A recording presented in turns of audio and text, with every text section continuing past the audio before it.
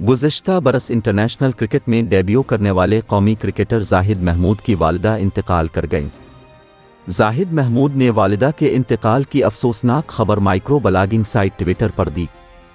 इन्होंने अपने ट्वीट में कहा कि ये मेरी जन्नत, मेरी मां हमें छोड़कर चली गई है। जाहिद महमूद ने अपील की कि मेरी वालिदा की मग़फ़िरत के लिए दुआ करें।